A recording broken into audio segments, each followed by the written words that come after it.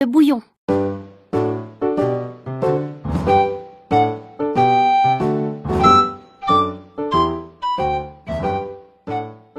Aujourd'hui à l'école, la maîtresse a manqué. Nous étions dans la cour en rang pour entrer en classe quand le surveillant nous a dit « Votre maîtresse est malade aujourd'hui ».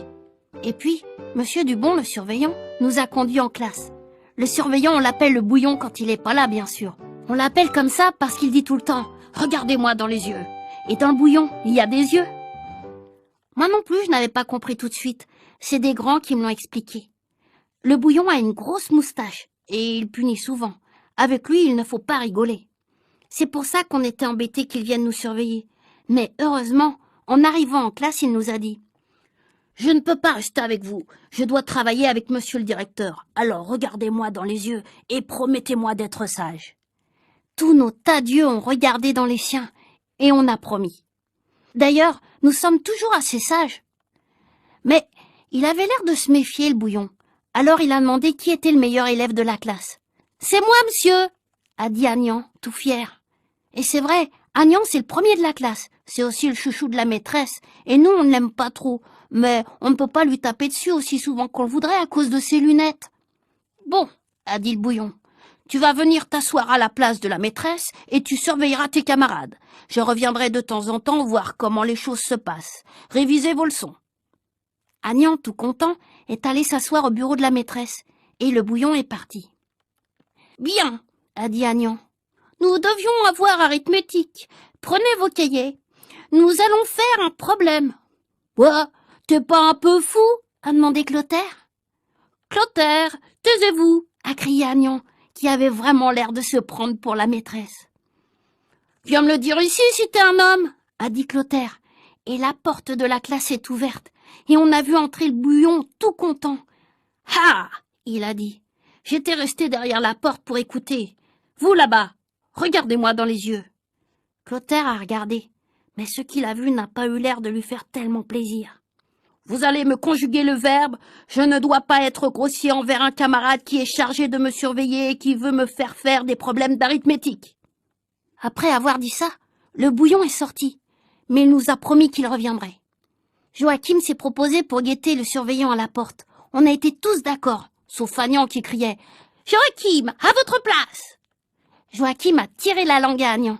Il s'est assis devant la porte et il s'est mis à regarder par le trou de la serrure. « Il n'y a personne, Joachim ?» a demandé Clotaire. Joachim a répondu qu'il ne voyait rien.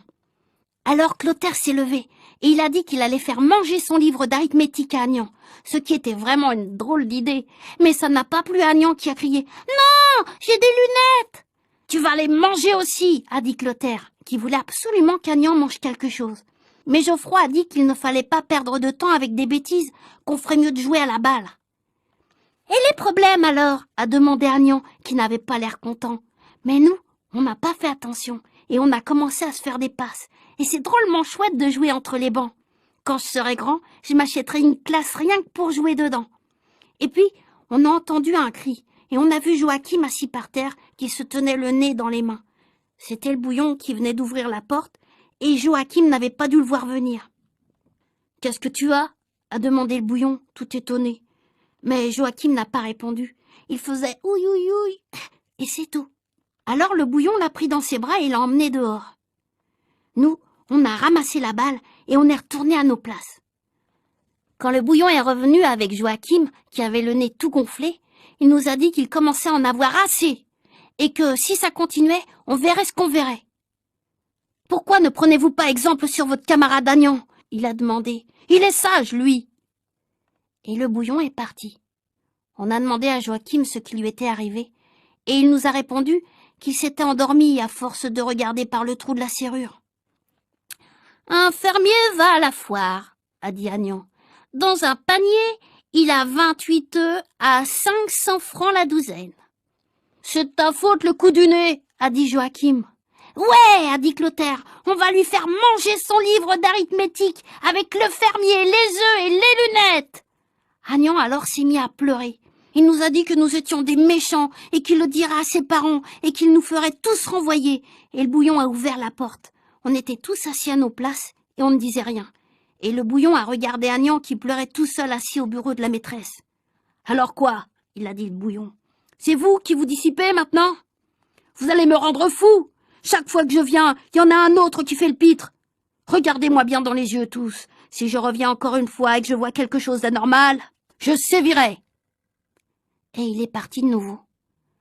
Nous, on s'est dit que ce n'était plus le moment de faire les guignols, parce que le surveillant, quand il n'est pas content, il donne de drôles de punitions. On ne bougeait pas. On entendait seulement renifler Agnan et mâcher Alceste, un copain qui mange tout le temps. Et puis, on a entendu un petit bruit du côté de la porte. On a vu le bouton de porte qui tournait très doucement. Et puis la porte a commencé à s'ouvrir petit à petit en grinçant. Tous, on regardait, et on ne respirait pas souvent. Même Alceste s'est arrêté de mâcher. Et tout d'un coup, il y en a un qui a crié « C'est le bouillon !» La porte s'est ouverte, et le bouillon est entré tout rouge. « Qui a dit ça ?» il a demandé. « C'est Nicolas !» a dit Agnan. « C'est pas vrai, sale menteur !» Et c'était vrai que c'était pas vrai. Celui qui avait dit ça, c'était Rufus. « C'est toi, c'est toi, c'est toi !» criait Agnan. Et il s'est mis à pleurer. « Tu seras en retenue !» m'a dit le bouillon. Alors je me suis mis à pleurer. J'ai dit que ce n'était pas juste, et que je quitterais l'école, et qu'on me regretterait bien. « C'est pas lui, monsieur, c'est Agnan qui a dit le bouillon !» a crié Rufus. « Ce n'est pas moi qui ai dit le bouillon !» a crié Agnan. « Tu as dit le bouillon, je t'ai entendu dire le bouillon parfaitement, le bouillon !»« Bon, ça va comme ça, dit le bouillon, vous serez tous en retenue. »« Pourquoi moi ?» demandait Alceste. « Je n'ai pas dit le bouillon, moi. »« Je ne veux plus entendre ce sobriquet ridicule, vous avez compris ?» a crié le bouillon qui avait l'air drôlement énervé. « Je ne viendrai pas en retenue !» a crié Agnan. Il s'est roulé par terre en pleurant, et il avait des hoquets, et il est devenu tout rouge et puis tout bleu. En classe, à peu près tout le monde criait ou pleurait. J'ai cru que le bouillon allait s'y mettre aussi quand le directeur est entré. « Que se passe-t-il, monsieur Dubon ?» il a demandé le directeur. « Je ne sais plus, monsieur le directeur, » a répondu le bouillon. « Il y en a un qui se roule par terre, un autre qui saigne du nez quand j'ouvre la porte, le reste qui hurle. Je n'ai jamais vu ça, jamais !» Et le bouillon se passait la main dans les cheveux et sa moustache bougeait dans tous les sens. Le lendemain, la maîtresse est revenue, mais le bouillon a manqué.